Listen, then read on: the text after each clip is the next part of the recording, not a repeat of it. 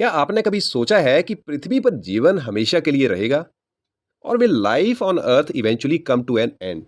So recent scientific research says yes, but not because of an asteroid or aliens, बल्कि हमारा अपना सूरज, सन इसकी सबसे बड़ी वजह बन सकता है। Hello friends, welcome to Kashiv education. आज हम समझेंगे कि वैज्ञानिकों के अनुसार पृथ्वी पर जीवन कब समाप्त हो सकता है, इसके पीछे का विज्ञान क्या है और ये विषय यूपीएससी और अन्य कॉम्पिटिटिव एग्जाम्स के लिए क्यों इंपॉर्टेंट है। सबसे पहले हम समझते हैं what is the new study.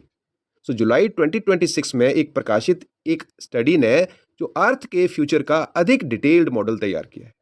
Researchers ने केवल टेम्परेचर ही नहीं बल्कि clouds, carbon dioxide, humidity, atmospheric circulation ऐसे ऐसे अनेक फैक्टर्स को शामिल किया है और इससे भविष्य की अधिक रियलिस्टिक प्रेडिक्शन सामने आई।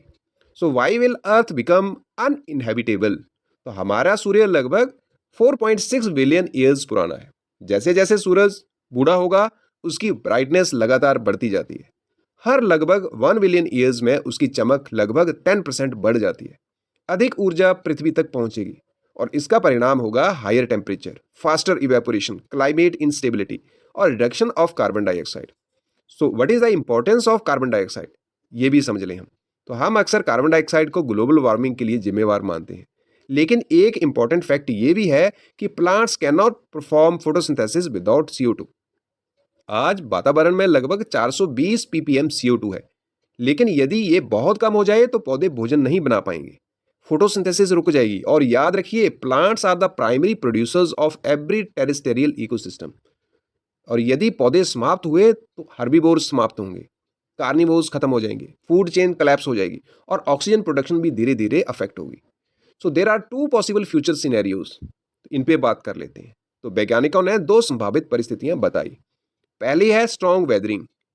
अब विदरिंग क्या होती है? यदि रॉक्स तेजी से विदरिंग करें तो वे वातावरण से कार्बन डाइऑक्साइड लगातार हटाती रहेंगी। CO2 लगभग 10 ppm से भी कम हो जाएगी और कुछ विशेष CM प्लांट्स और कुछ एक्वेटिक ऑर्गेनिजम्स लगभग 1 ppm तक जीवित रह सकते हैं।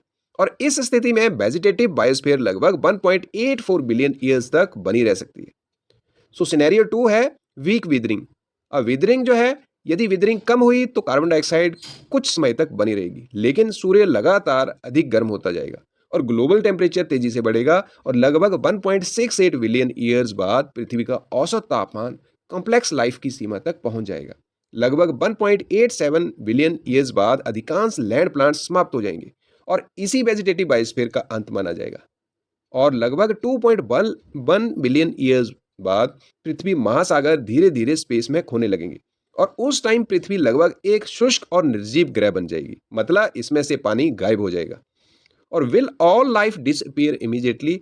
तो आंसर है नहीं, सारी की सारी लाइफ एकदम से डिसअपीयर नहीं होगी।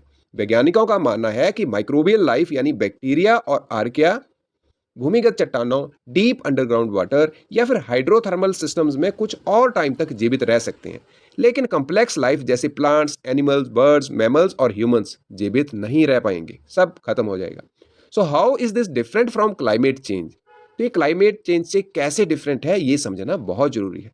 आज तो क्लाइमेट चेंज हो रहा है, वह मुख्य रूप से ह्यूमन एक्टिविटीज के कारण है, लेकिन ये study natural evolution of the sun पर आधारित है।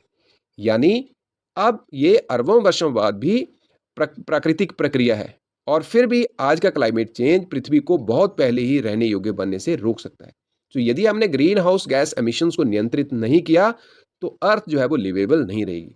और इसके एग्जांपल्स देख लेते हैं हम हिस्ट्री में से कुछ। हमारी पृथ्वी पहले भी कई मास एक्सटिंक्शंस देख चुकी है, जैसे कि Permian mass extinction, and Cretaceous dinosaur extinction, snowball earth, large volcanic eruptions. लेकिन हर बार जीवन ने स्वयं को पुनः विकसित किया और नई नई स्पीसीज उभर के आई। इसलिए लाइफ इज रिमार्केबली रेजिलिएंट। अगर यूपीएससी साइंस और टेक्नोलॉजी के एंगल से इस टॉपिक को देखा जाए तो ये बड़े सारे इंपॉर्टेंट एरियाज से जुड़ा हुआ है। Science and technology, planetary science, earth system science, climate modelling, carbon cycle, photosynthesis, astrobiology, environmental science, biosphere evolution, habitability of the planets और फ्यूचर अर्थ स्टडीज। ऐसे और इंटरव्यू में भी ये लॉन्ग टर्म सस्टेनेबिलिटी का एक बहुत ही फैसिनेटिंग एग्जांपल है। Why should we care today? हमें क्यों फिक्र करनी चाहिए? तो कोई कह सकता है कि यदि ये घटना 2 बिलियन ईयर्स बाद होगी तो हमें इसकी चिंता क्यों करनी चाहिए? तो बड़े सारे लोगों का ये मानना भी हो सकता है। सो इसका सिंपल सा आंसर है कि इस स्टडी का जो मेन ऑब्जेक्टिव है वो लोगों को डराना नहीं, बल्कि पृथ्वी के लाइफ सपोर्ट सिस्टम को समझना है।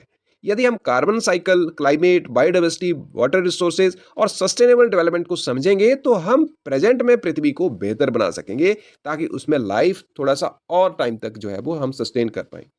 सो अर्थ पर लाइफ का जो एंड है वो आज या कल नहीं होने वाला, लेकिन विज्ञान हमें ये सिखाता है कि हम प्लेनेट की एक जीवन सीमा होती है, और मानव सभ्यता की जिम्मेदारी है कि जब तक ये सुंदर ग्रह जीवन से भरपूर है हम इसे सुरक्षित रखें, बिकॉज अर्थ में not be eternal but protecting it is our responsibility. So thank you for watching. अगर आपको ये वीडियो यूजफुल लगी हो तो इसको लाइक और शेयर जरूर कीजिए, और काशिब एजुकेशन चैनल यदि आपने सब्सक्राइब नहीं किया है तो सब्सक्राइब जरूर करें।